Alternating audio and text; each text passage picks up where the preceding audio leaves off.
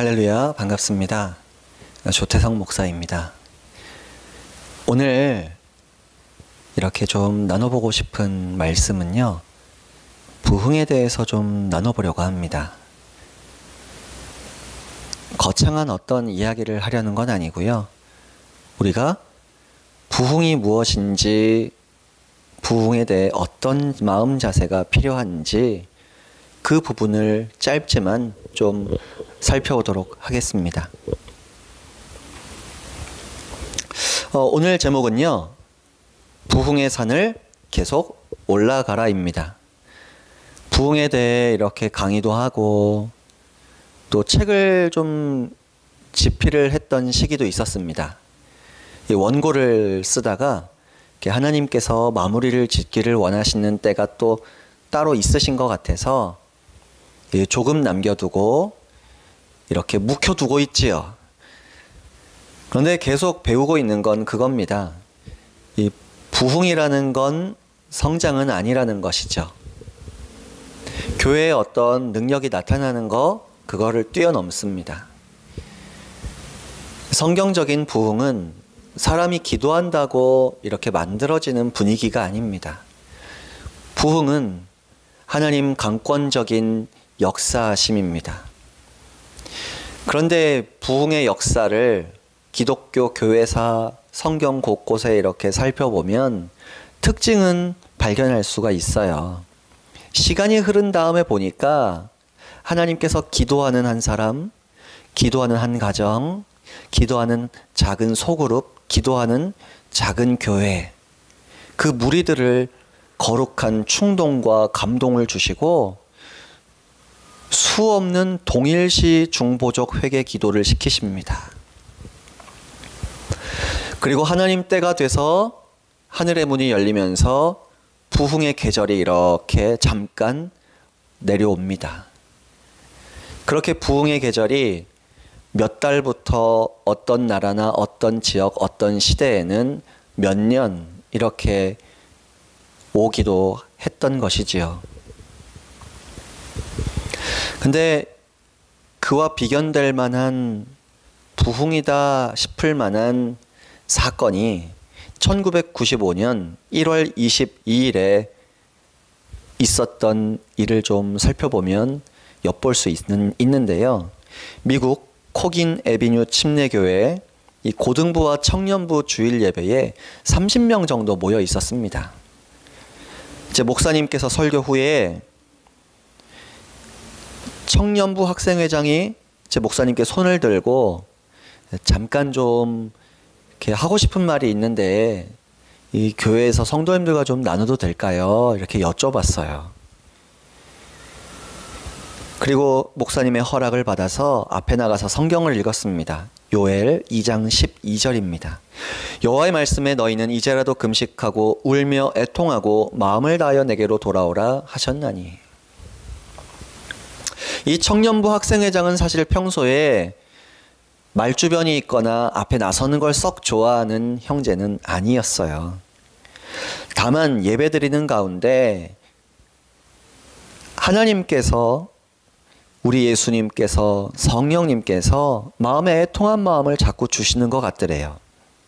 슬퍼하시는 마음이 자꾸 느껴졌어요.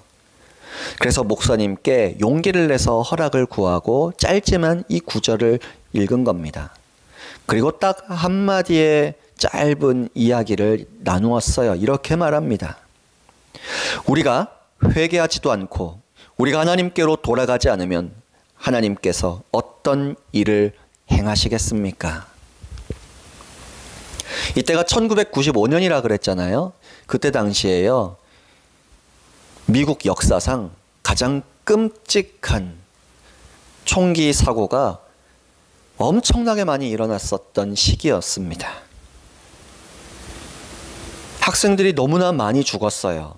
미국 사회에 큰 충격을 줬었고 이것을 지금도 다큐멘터리로 제작을 해서 몇 부작으로 해서 방영을 하고 총기 안전 문제, 총기 규제 문제에 대해서 이렇게 경각심을 불러일으켜주고 있습니다.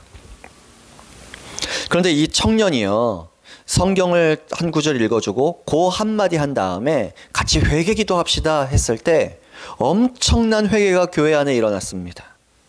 강력한 성령님의 임재가 교회에 휘감기 시작했습니다. 회개의 기도가 파도처럼 일어났다는 것이죠.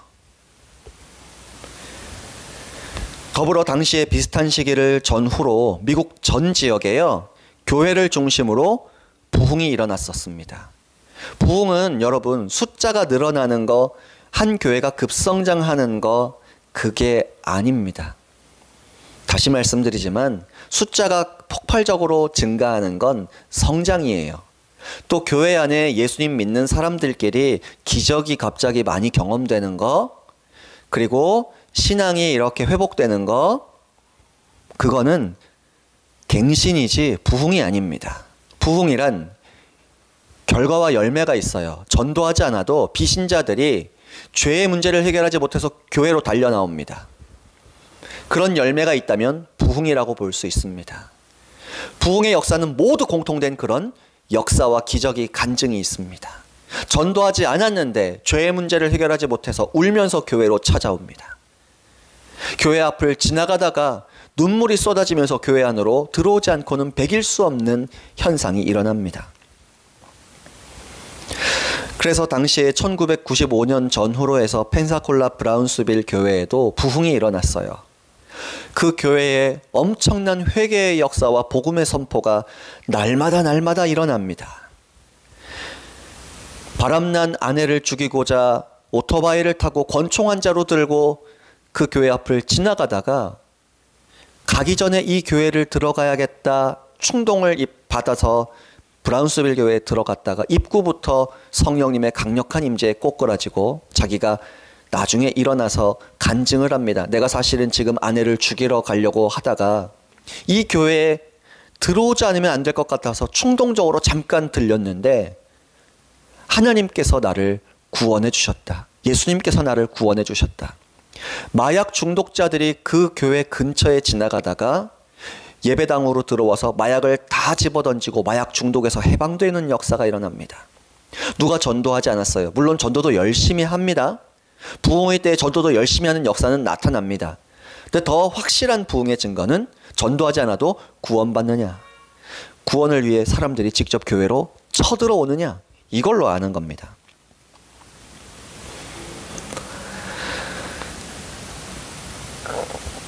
그런데 아까 그 코긴 애비뉴 침례교회 이야기를 잠깐 했잖아요. 그 청년부 학생이 말씀 잠깐 읽고 한마디 나누고 회개의 물결이 요동치듯이 막 엄습했는데 한 달쯤 뒤에 그 지역 교회 리더십들이 모여서 깜짝 놀란 일이 보고가 되었습니다.